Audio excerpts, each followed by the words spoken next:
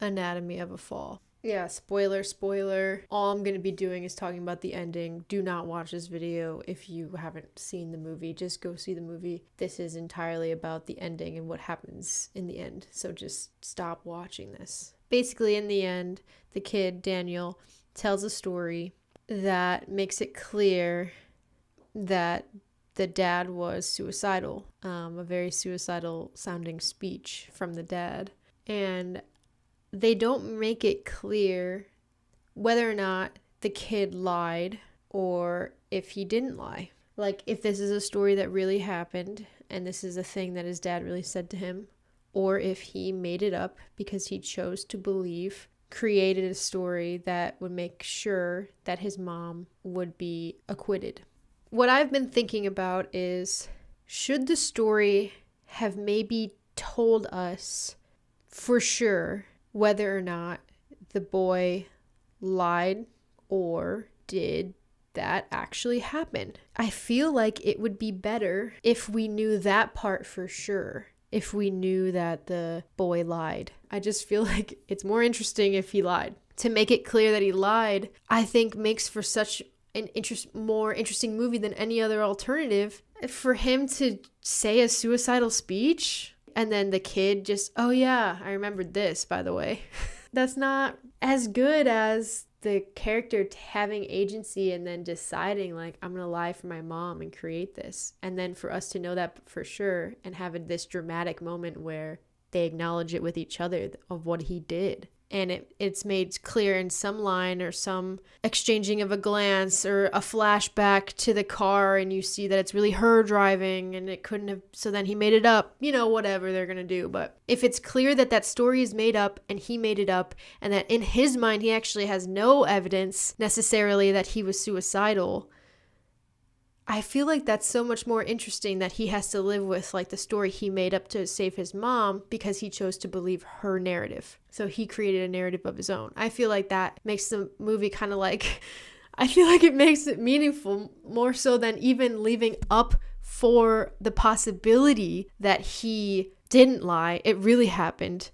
And his dad just was suicidal. It's like a climax for him to decide to lie. And without knowing that he lied, it's just like, it just leaves it up to, like, he didn't choose, because we don't know what he chose. I still don't know, obviously, if she did or she didn't kill him. And I think you're not supposed to ever know that. It's about who you believe. But I think it's strong if we know what the kid decided to believe. Instead, we have to come up with theories that can be refuted because it's not definitive in the story. Theories about why it's clear that the kid lied. And why I say that we have to do this is because instinctually, I think the audience watches it and thinks that he lied there, because it's kind of a crazy story for him to have. So then we're kind of looking for the clues, finding the clues to tell you that it was a made-up story. And I think it's pretty close to making it clear in the film that he did lie. There's something in that line when she gets home finally, and he's like, I was afraid of you coming home. What does that mean? You can kind of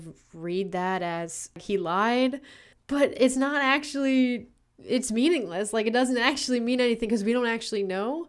She has like a proud smile, maybe you could read in the scene where he's telling that story. I can only read that as knowing on her face if later it's made clear that that's true. Then I can read her expressions as she knows he's lying because she was the one who took him to the vet. It like imbues like everything in that last sequence as like so much more like, wow, like dramatic. I actually like the theory that she took him to the vet. All those words that he gives to his dad, she actually said. It's very tough love. Your dog will die one day. You can't rely on anybody. That doesn't seem like the dad would ever say to him, really, based on what we know, because the dad was kind of always trying to keep his innocence. So then I like the theory that she said those words. But again, there's nothing actually in the film that tells us that that is true. If they chose that, but they didn't choose. They leave us with like 3 different things, that as many theories as you can possibly come up with for what he does there, what the kid does there. When I think like if they chose, yes, it limits the story because it tells you what happened. But I'm just of the mind that you should pick the most dramatic, the action in the story that most like kind of brings out the things you're trying to say, like the themes. Like, take that action. Don't leave it up to a bunch of different possible interpretations, 3 of which you wouldn't want anybody to think are the interpretations because they're not as interesting for the lives of the characters or like the story, or having all these different interpretations to the film dilutes like the potential if they had just chosen one road for what actually happened and what Daniel did there. What is the meaning of the movie if the kid isn't lying and if this speech actually happened?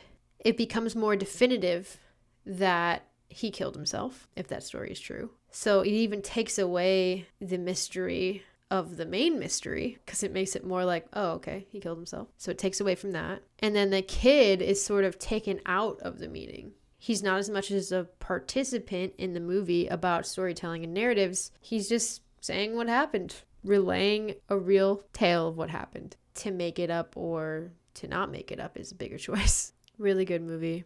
This is just one part that I was just thinking about a lot, and it made me think about like information you give to the audience. And then the value of not leaving some things up to interpretation.